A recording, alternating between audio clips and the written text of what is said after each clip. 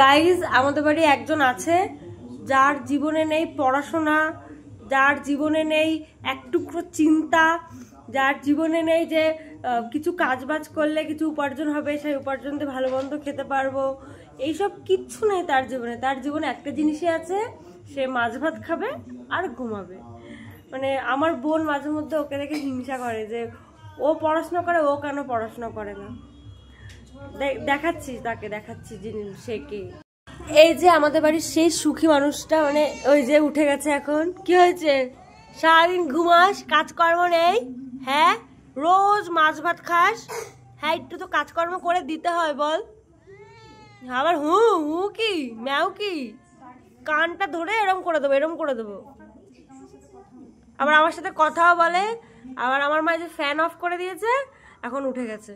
মানে খুব সুখী জীবনটা, মানে সেই সুখ বল। পড়াশোনা নেই, তোকে দেখে অনন্যা হিংসে করে যে অনন্যা পড়াশোনা করে আর তুই পড়াশোনা করিস না। কি হচ্ছে? কি হচ্ছে পুষু? কি হচ্ছে? কি হচ্ছে বাবলি? আবার মাঝে মধ্যে রাগ করে আমাকে আবার কামড়ও দেয়।